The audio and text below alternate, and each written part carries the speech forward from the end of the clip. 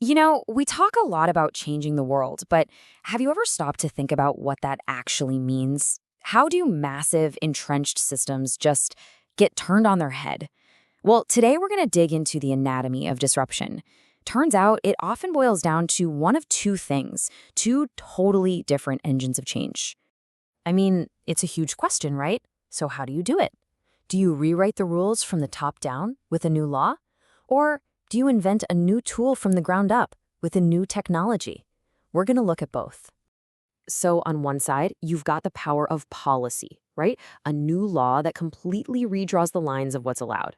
And on the other side, you have the power of pure invention, a new piece of tech that could completely rewrite the rules for an entire industry.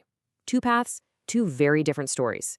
Let's dive into the first one, the power of the law. Okay, so our first engine of change, policy. And we're going to see just how a single shift in the law can have these immediate, totally measurable, and honestly, sometimes surprising effects. And to do that, we're looking at the big one, cannabis legalization in the US.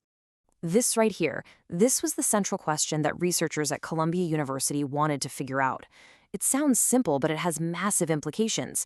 If you legalize something, does the black market for it just, disappear? It sounds like it should, but the answer is way more complicated than you'd think. And let's be clear, this question is more relevant now than ever. I mean, look at these numbers.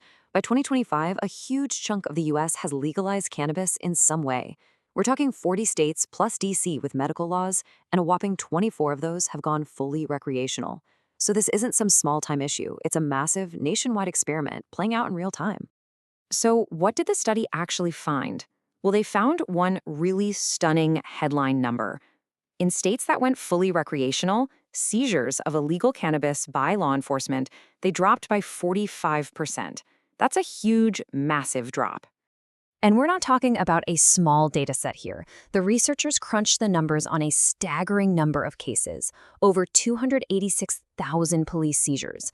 This gives us a really powerful window into what is actually happening on the ground across the entire country. Okay, but here's where it gets really interesting. A 45% drop is a solid number. You can't argue with that. But what's behind it? Does that mean the illegal market just shrank by almost half? Or is there something else going on entirely? And this is where all the nuance is. The lead author of the study basically said, look, there are two main ways to read this. Possibility number one, the legal market is actually working, and it's squeezing out the illegal supply.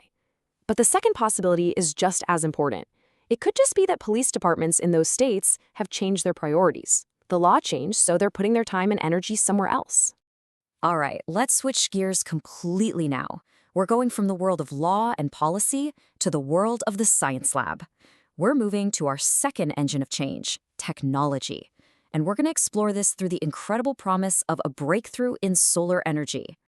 I mean, listen to this quote. This is the kind of thing that gets everyone buzzing.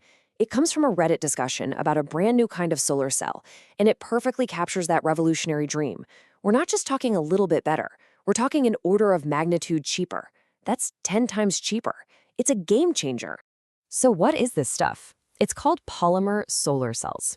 And the easiest way to think about it is, well, instead of those big, rigid, heavy silicon panels you see on roofs, imagine a kind of solar ink.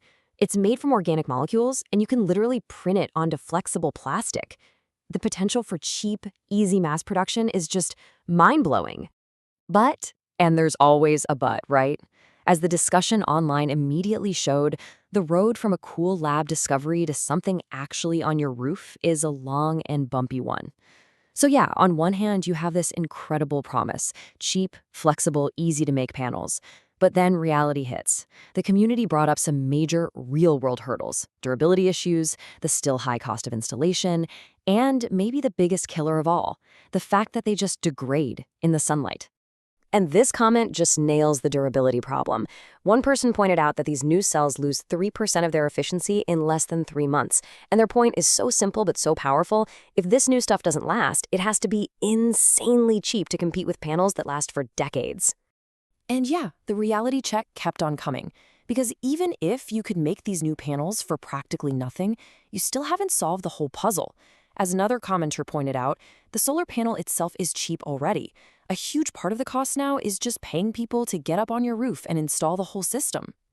And then, to top it all off, a semiconductor engineer jumped into the conversation and brought it all down to basic chemistry. They explained that this isn't just an engineering challenge, it's a fundamental science problem. The UV light from the sun literally attacks and breaks down the chemical bonds in these materials. It's just a fact of chemistry, and it's a massive hurdle this technology has to figure out how to get over.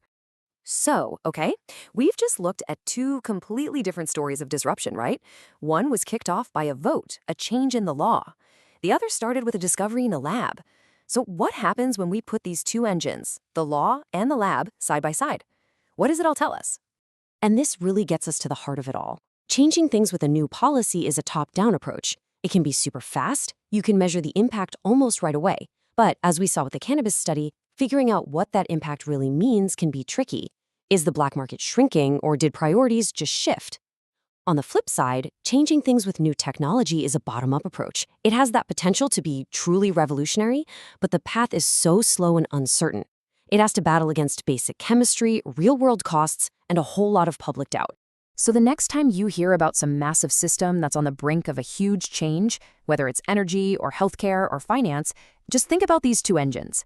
Because that change, that disruption, is almost guaranteed to start in one of two places, either in the halls of government with the stroke of a pen, or quietly, in some lab, with the spark of an idea. The big question is, which one is it going to be this time?